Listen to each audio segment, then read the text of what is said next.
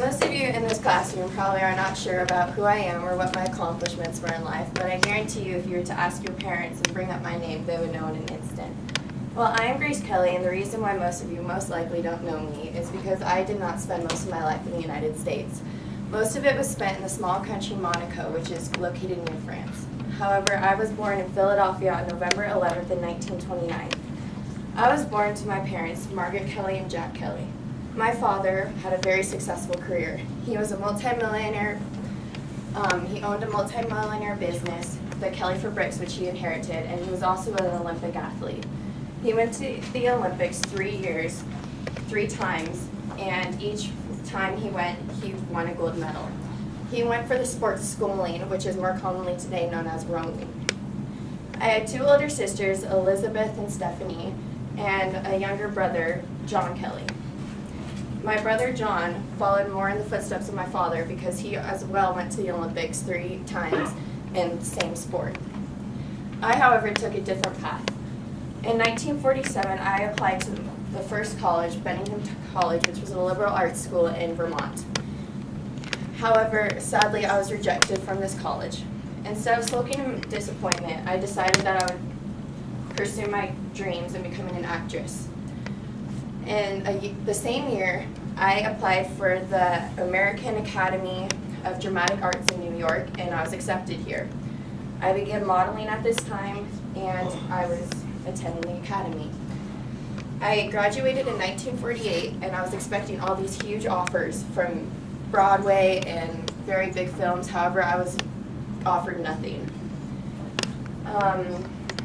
I was very disappointed at this time in my life, especially when one of my directors and teaching told me that I could act, I had the looks, but I didn't have any voice to become an actress. This just made me want to prove him wrong, so I just kept pursuing my dreams of becoming an actress. It wasn't until 1951 that I was found by Gary Cooper, who was a very famous American actor back then. He offered me to play a role in the movie 14 Hours. However, I wasn't guaranteed a major role, but I accepted this offer because I thought this would help me become who I wanted to be. Well, it did, and a year later, I was invited back to play with Gary Cooper in the movie High Noon, which I would play a very famous role. I was going to be playing as Gary Cooper's wife. This just was my path to stardom because after this, I kept becoming invited back to playing in films, and I also the next year was offered a role to film with Clark Gable, who was also a very famous actor back then, in the movie Mogambo. Here, it was different for me because it was my first film without Gary Cooper, and I also was going to be leaving the United States for the first time to go to Kenya, Africa to film this movie. Later in my career, I started acting under Alfred Hitchcock, who was a very famous director. I played in the films Dial M for Murder and Rear Window. A year later, in 1955, I was nominated for an Academy Award, and I won a Golden Globe for Best Supporting Actress. It was around this time that I was known to everyone. I was known, like when someone would say Grace Kelly, they would know who I was.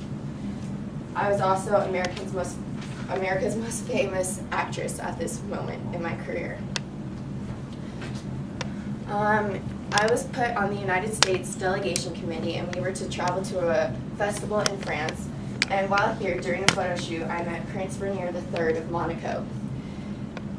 This is when I met him the first time, and it wasn't a little while later till we both ran into each other again at our friend's house for a gathering.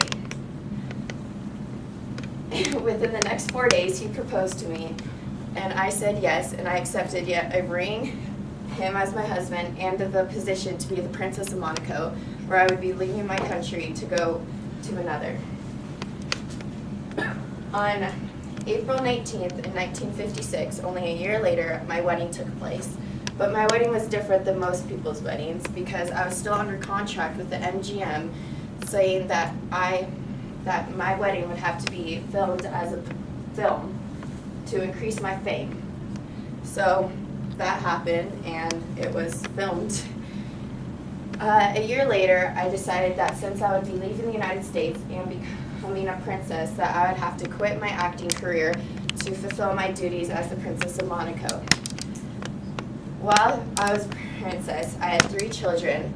Their names were Stephanie, Carolina, and Albert. It wasn't until a couple years later, in 1961, that I missed my acting career very much. I wanted to go back to becoming an actress and playing in films. However, my people did not want me to become an actress again and leave my country, Monaco. So they also didn't want me to be playing as a thief, because that would be my role in the film that I would play in. So I decided to stay. On September 18th in 1982, I was on my way to the train station because Stephanie had school in France the next morning. We were on our way when I suffered from an extreme headache and I lost consciousness very quickly. When I regained it, I was in panic and I had no idea what to do, so my first instinct was to press down on whether it was the gas pedal or the brake or the gas pedal.